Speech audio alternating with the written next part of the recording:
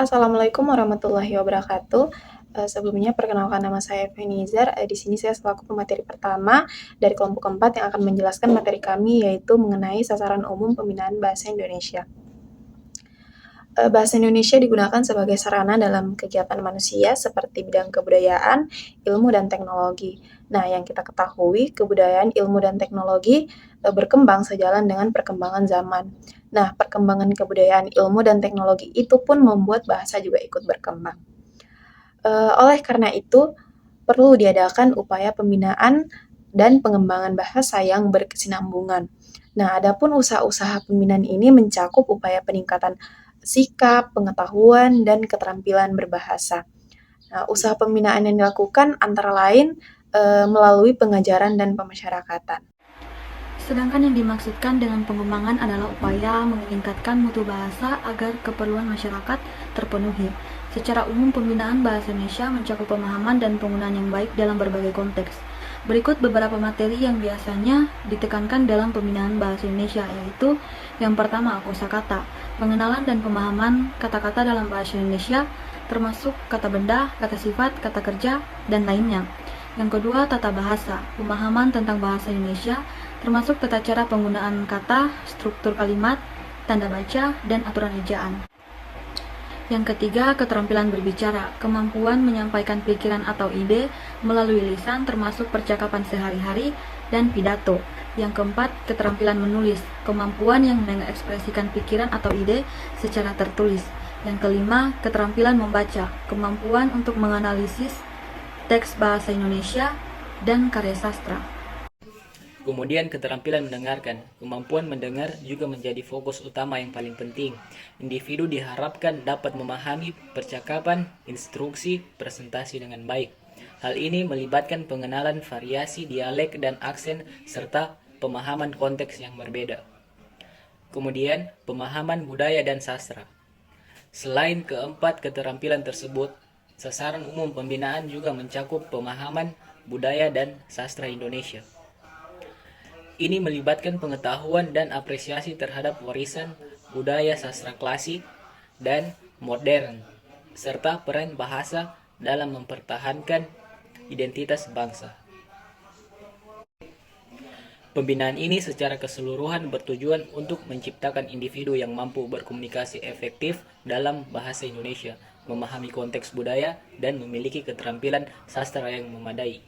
Langsung saja di sini saya akan menjelaskan materi yang keempat, yaitu referensi yang dapat digunakan untuk mendalami sasaran umum pembinaan bahasa Indonesia, termasuk buku teks, buku panduan, situs web, dan sumber belajar lainnya seperti yang pertama, teks bahasa Indonesia, yang kedua, situs web dan aplikasi, yang ketiga, materi online, yang keempat, buku referensi, dan yang terakhir, kelas dan pelatihan.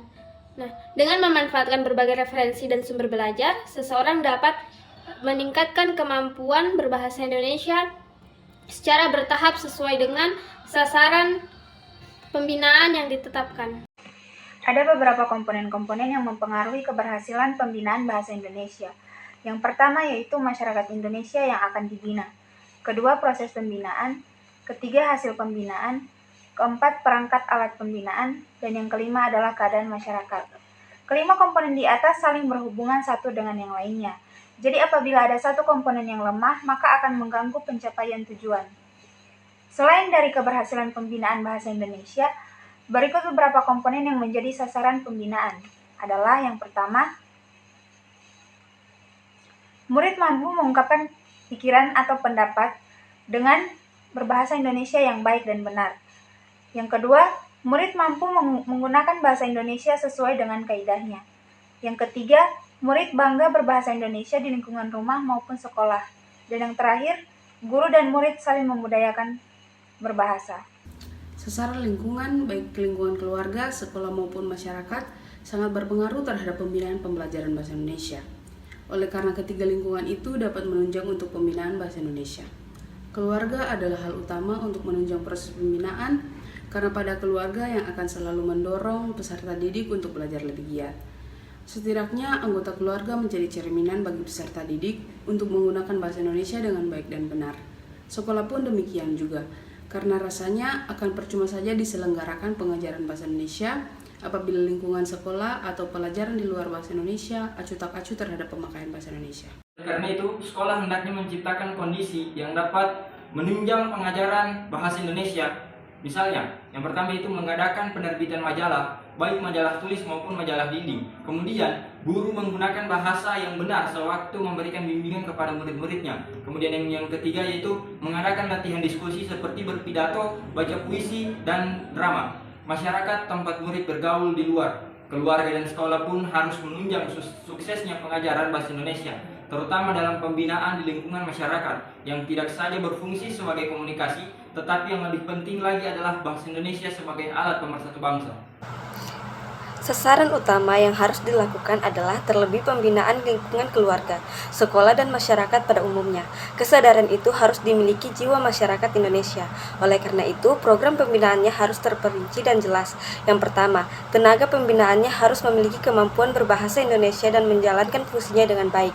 Yang kedua, sarana yang ada untuk menunjang kelancaran pembinaan bahasa Indonesia. Untuk memenuhi sasaran dan kelancaran pembinaan bahasa Indonesia, maka kondisi lingkungan masyarakat harus diperhatikan, terutama kondisi sosial, ekonomi, politik, dan budaya masyarakat.